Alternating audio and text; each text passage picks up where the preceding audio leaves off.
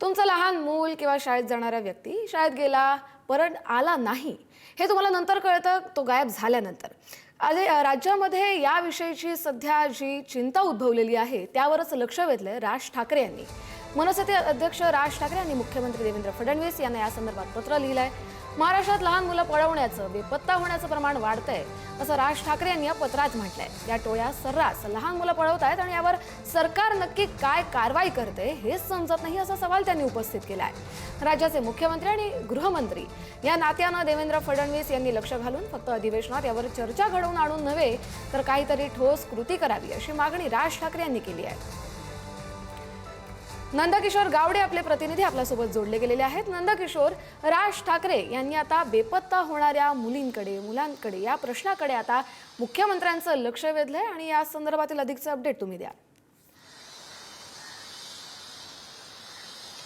नक्कीच आपण पाहायला गेलं तर सकाळच्या सत्रामध्ये ट्विट म्हणजे सोशल मीडियावरती खरं तर राज ठाकरे यांनी हे संपूर्ण जे पत्र आहे ते लिहिलेलं आपल्याला पाहायला मिळते। मुख्यमंत्री देवेंद्र फडणवीस यांना हे संपूर्ण पत्र आहे आणि याच पत्रावरती थोड्या वेळापूर्वी सुद्धा जर पाहायला गेलं तर देवेंद्र फडणवीस यांनी सुद्धा उत्तर दिलेलं आहे। आपण हे संपूर्ण जे पत्र आहे ते वाचलेलं नाही आणि त्याबद्दलचं क्लेरिफिकेशन जे आहे ते मुख्यमंत्र्यांनी सुद्धा दिलेलं आहे। मात्र आपण पत्र वाचतो आणि त्याबद्दल काही शंका असतील तर मी राज ठाकरेंना सांगतो अशा पद्धतीची जी प्रतिक्रिया आहे ती खरं तर देवेंद्र फडणवीस यांनी दिलेली आपल्याला पाहायला मिळते। मात्र खरं तर गायब होणारी मुलं, लहान मुलं किंवा मुली जे आहेत त्यांचं प्रमाण जे आहे ते खरं तर वाढत असलेलं आपल्याला पाहायला मिळते।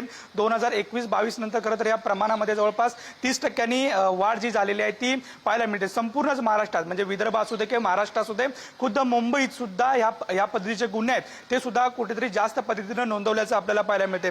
मुंबईची जर आकडेवारी पाहायला गेली तर जवळपास 30 दिवसामध्ये 136 जे गुन्हे आहेत ते दाखल झालेले आपल्याला पाहायला मिळतात। गेल्या 10 महिन्यात 1187 जे गुन्हे आहेत ते खरं तर नोंद झालेले आपल्याला पाहायला मिळतात। त्यामुळे 1187 जे गुन्हे आहेत त्याच्या 1187 गुन्ह्यापैकी काही जे गुन्हे आहेत त्यांचा शोध जे आहे तो पोलिसांनी घेतलेला आपल्याला पाहायला मिळतोय। मात्र बरेचसे जे गुन्हे आहेत ते अजून सुद्धा सॉल्व्ह झाले नाहीत। म्हणजे जरी बरेचसे जे बेपत्ता मुलं आहेत त्यांचा अजून शोध लागलेला नसल्याचं आपल्याला पाहायला मिळतोय।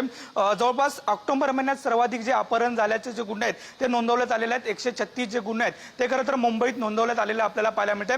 त्यामुळे संपूर्ण महाराष्ट्रात अशा पद्धतीची स्थिती आहे आणि यावरती खरं तर सखोल चर्चा जी आहे ती विधानसभेत करावी अशा पद्धतीची मागणी जी आहे ती पत्राद्वारे राज ठाकरे यांनी मुख्यमंत्री देवेंद्र फडणवीस यांच्याकडे केलेली आपल्याला पाहायला मिळते। त्यामुळे देवेंद्र फडणवीस यानंतर किती सकारात्मक होतात का हे सुद्धा पाहणं महत्त्वाचं आहे। मात्र जवळपास 2021-22 नंतर जवळपास 30% जे गुन्हे आहेत त्याचे वाढ झाल्याची जी माहिती आहे ती राज ठाकरे यांनी पत्रातून दिलेली सुद्धा आपल्याला पाहायला मिळते। नक्कीच धन्यवाद तुम्ही दिलेल्या सविस्तर अपडेटसाठी। आता